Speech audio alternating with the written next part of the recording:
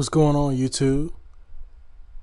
We're gonna work on some mixing, some mastering, and I got a product review for you.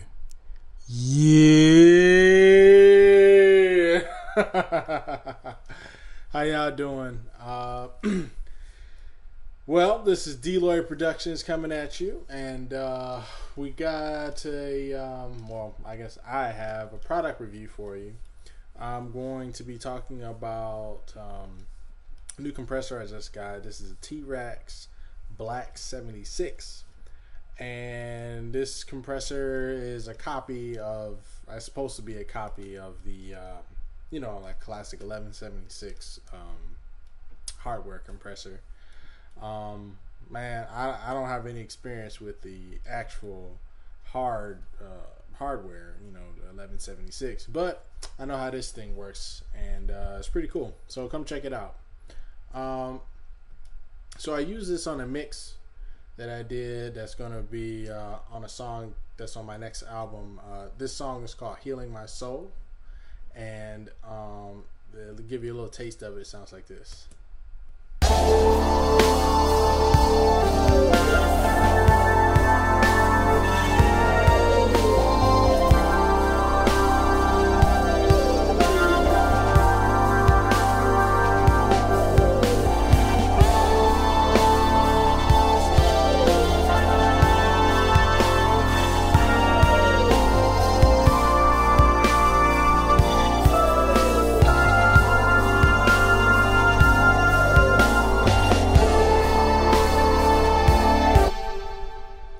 So there you go. That's a little bit of it. It's a really cool song. I know I had a fun time writing it and playing on it and mixing it, you know. So yeah, we'll get right into it.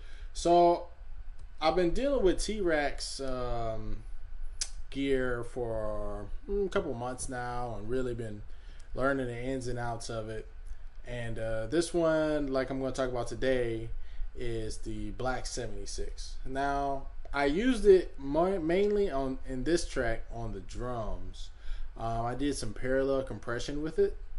So like what I did with it was I bust the snare drum, which is let's see here.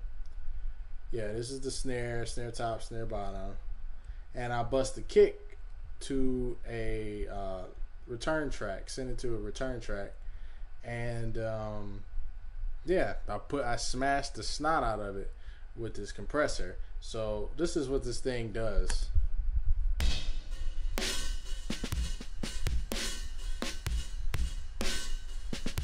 Now with it off,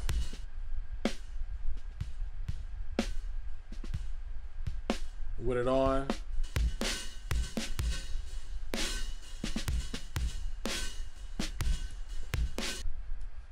it's cool. So I put it in all buttons mode. Okay, got to talk about the whole thing. So with the 1176, you got a couple different things you can do here. You got right here, this is the ratios. So you got 4-to-1, 8-to-1, 12-to-1, 20-to-1. You know, it just makes it more harder compression, and then, which is cool. It sounds good on most stuff.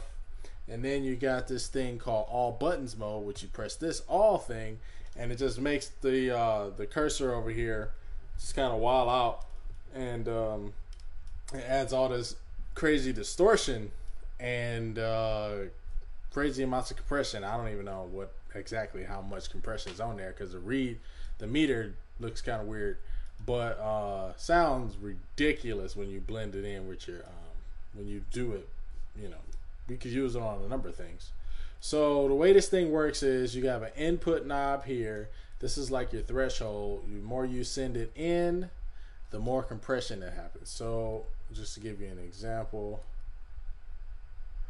let's see here.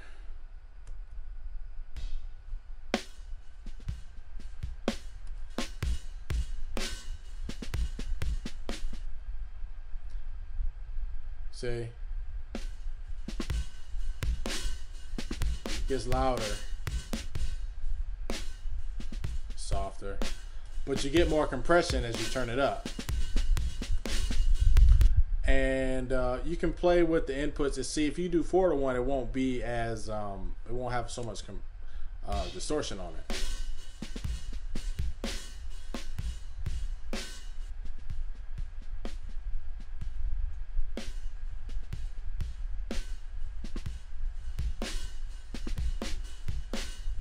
The higher the ratio,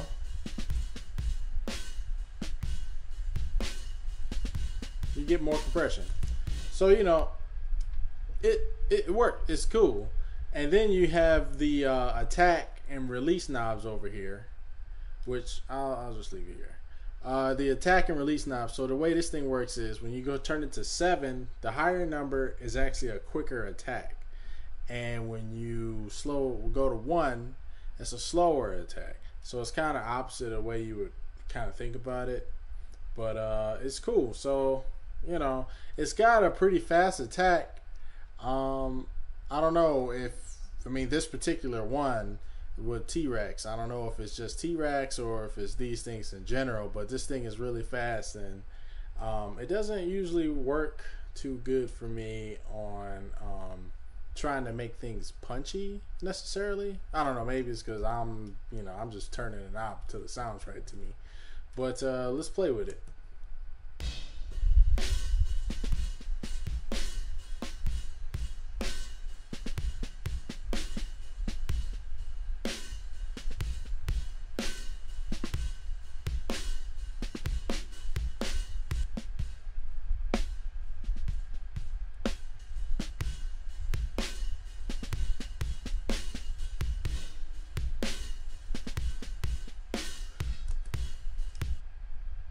And it's the same thing with the release. So the faster the release is the bigger the number is, and the smaller the number is, the slower the release is.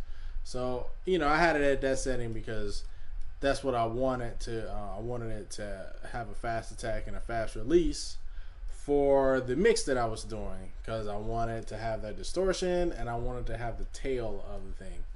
So yeah, I mean, that's pretty much how this thing works. This output knob right here, it works so that, you know, it doesn't get too loud. If it, you know, if when you do the input, it gets loud, and then you want to turn it down. So just give you an example.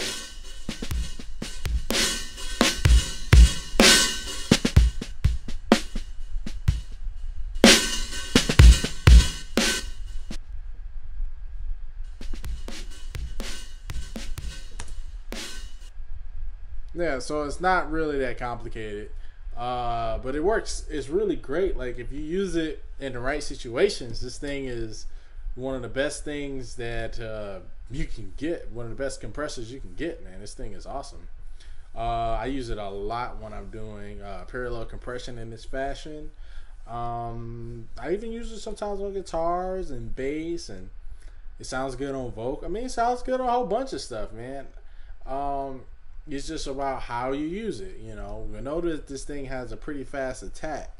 So if you're trying to make something really punchy, I don't know if this is necessarily the plug-in for you to use that on. You can use it on other things. Like I use this to bring out the sustain and add some distortion to it. So it's really cool. So it's great for parallel compression type things. And yeah, this thing sounds great. So if you want to pick this up, go to T-RackS's website, download the custom shop for free. And this thing, if you buy it by itself, I think it's like $150 or $125 or something. But it actually comes in a pack. Yeah, it comes in a pack where, like, you can get this and a couple other compressors for $75. So it's weird. You get 3 compressors for $75, or you can buy this one for $150 or something like that. I mean, get the whole thing if you're gonna get it.